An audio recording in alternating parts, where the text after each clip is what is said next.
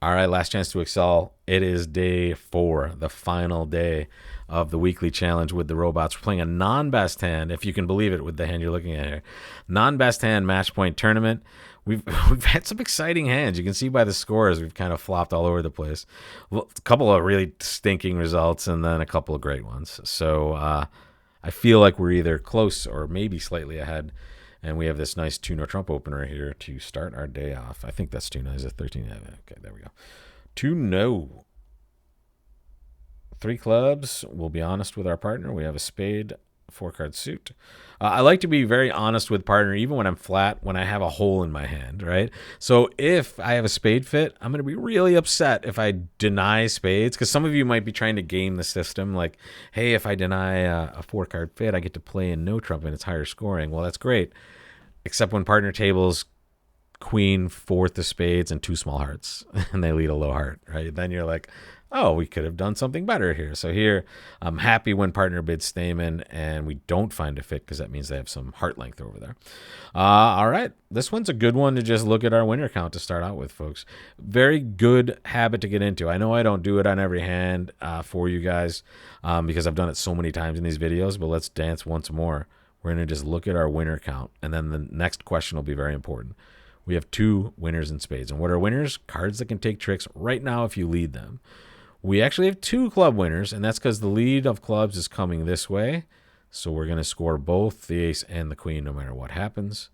And then we have 3 diamond winners at least. So that's 3, 5, 7, 8 total tricks that we have in the bank right now.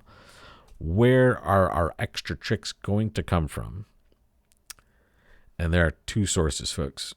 Hearts, which is our best source of extra tricks, and maybe diamonds, right? So the rule of this, or sorry, the process you should go through is the same on every hand. Get that answer, right? How many winners do I have? And then where are my extra tricks going to come from? And then play that suit immediately, right? So hearts is a place where I'm going to always get extra tricks. If the king of hearts is to my left, I'm going to get a lot of extra tricks. If the king of hearts is to my right, I'm still going to get extra tricks, just one less, right? So here, it's going to be a beautiful situation in hearts for us.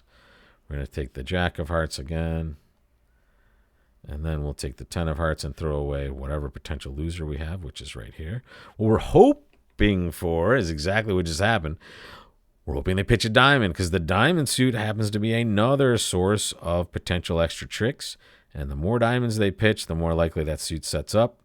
And there, my goodness, they pitched a very significant diamond for their side. So now we get another chance to throw away a loser. This time it's going to be a club. And now we're just going to play and hope that we get an extra spade trick at the end. And there we are, folks. That is 12 rippers. We did not get an extra spade. That's another false card. Robot loves the false card. So there's plus 690 for us. Yeah, we like that. Hang on. There we go. There it is. Right. So can't imagine the robots doing anything differently here. Right. It's a very normal auction. And this is how you can kind of gauge results. Right. If you're wondering, if you're playing a team game, you know your partner's a little bit better. But here I know my robot partners very well at the other table. This is the same stuff, right? They're going to do the same exact thing. If they don't, I would be very, very shocked. I mean, it would be one of the most shocking hands I'd seen in a long time. So that's a chop right there for sure. Okay. Here we can be a little funky here. I'm going to be a little funky. I'm going to open a no trump with this hand. And now I'm going to give you Murphy's Law, and we'll see if it comes true this time. When you open a no trump with shortness in a major, it's almost guaranteed the partner transfers. There we go. So you just have to be willing to accept this when it goes badly for you. And here it didn't go too badly, right? Partner bid 2-no. I'm going to pass. I'm a minimum still, right? I only have 14 points. I've opened light and also unshapely, which means I've created a gap between me and the robot here. Now, it's very likely we play the same contract with these hands. However, the auction was different for us, so it may prove a more successful auction for our side. However, I have to caution you, frequently it'll prove a worse scenario than the other side. So you have to take the good with the bad. Here, let's hope they can't transport in clubs. That's good. We like that. So the best case they can do now is cash ace of spades, or it might go bye-bye. Here it comes. There it is. All right, we'll take the king of spade. We're going to play we'll play a club to the king. And here, sorry, we can just claim, folks. I can cash the king jack of hearts, which are now winners, throwing my 2 diamonds away, and then I have the top 3 diamonds and that queen of clubs. I'll take 9 tricks there. I wish we could have, if they didn't lead that spade, we could have cranked out maybe a few extra tricks, especially if diamonds broke evenly. They didn't end up breaking evenly, so we're okay. Wow, look at this. 1 no trump, 2 spades. This is a crazy hand. So I don't want to get too much in the weeds on this hand, but the robots play a system called Levenhahl or Levenhahl. I don't know how you pronounce it. I say Levenhahl, and I think that's the people that taught me it called it Levenhahl. I've heard it called Levenhahl. These are the 2 ways you use it. The modern version of this is actually transfer Levenhahl, which is amazing and is the one that the experts are going to be using. But this allows us to find a way to sign off, right? So 2 no trump forces partner to bid 3 clubs. And then when we bid 3 diamonds here, it's a sign off, right? So now I've found a way to sign off in a suit. It's going to be really good for our side, right? And this is a super helpful convention. I will tell you this. It is really difficult to learn and to practice. But if you practice it, especially the transfer Levenhahl version, and you dip into it, you should kind of review it somewhat frequently.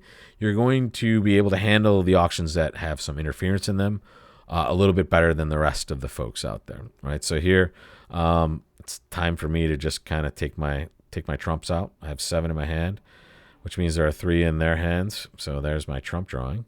I'm going to play the ace of hearts, and I'm going to remove a spade from my hand. There goes a loser in that suit. Now I'm going to trump a heart. Why am I doing this? Because here's the detail I want to stress. We're very likely we're going to lose 3 tricks in those black suits, almost assuredly. But we want to set up the possibility for some success in other ways. So when I trump the heart, what I'm doing is I'm setting up a void in hearts over here and a void in hearts in my hand, right? I'm setting up the possibility of a slough and a ruff from my opponents. What I want them to do is I want them to maybe lead a heart, in which case I can trump with a card in the dummy, that 8 of diamonds, and I can throw away a loser from my hand. So in order to get this done, you have to actually void yourself on both sides. And now, excuse me, I'm just going to play a spade. And I'm just going to let them win. I'm hoping they play another spade. They did not. But here, I'm going to play a low club because I want them to play another spade or maybe mess around in that club suit one more time. Here's the dream, right? So now I get to trump. And now if they've messed around in spades a little too much, I'm going to scoop an extra winner here. So I'm going to play this diamond over to the 8. I kept that entry over there. I'm going to play a jack of spades. Here's the deal. I can take a roughing finesse right now and throw away a club, meaning if I think the queen of spades is here, I can definitely get rid of a club, which is already a loser, and then that's a winner. However, another situation could be happening. This player could have just the queen of spades, and that's it over there, right? And now I need to trump it. Is it likely they just have that with us only starting with 4? Not really likely. However, I think they did lead the king of spades, right? So they're likely to have king, queen. Nothing good for us has happened in clubs. That's the other key thing here, right? We haven't seen anything pitched in the club suit. So at this point, I'm going to give it a roll. Oh, it won. Nice. All right. It was a victory. So if right-hand opponent had covered, we would have trumped and it would have been easy. Here, we just have to hope that the queen is there. And it was. And now that is +2 tricks. That's making 5 on this hand. Let's see your result. How'd we do? Show it to us. I don't want to see. Tell me later. What is it? Can I see it? Ah, yes. All right, good stuff. Yeah, we lost on the board. We nipped 2 hearts, 2 tricks on board 3 over here, and we lost on the board. We knew we would lose on. Although if we just played for down 1, we would have tied that board. My goodness. All right, so let's pull this over to the other screen and let's take a little bit of an in-depth look at the results and savor our victory for the week. So here's board 3, and I want to see how they got an extra trick here. Let's take a look. So here is the other table. So they got it 3 tricks, and what happened here? Same auction, right? Yeah, same auction they had. They led the ace. Okay, so they led ace of diamonds. That's the difference right there. Then they played diamond, voiding themselves, and then spade.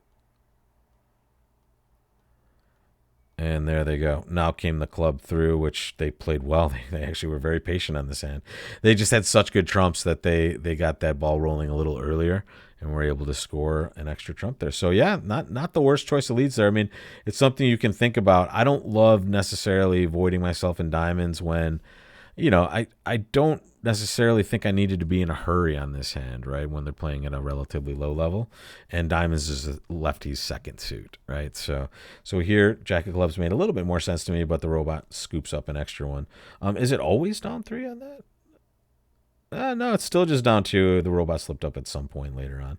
All right, let's take a look at the next one. This time they just played 3-0 like us, right? They had the same auction, I think. Yep, the same auction. See that? Robot kicked it into 3-0 trump also. Very normal. And now it went heart, same play as us, except they led the queen. Not that that's a massive difference. So now it went king of spades, spade to the jack.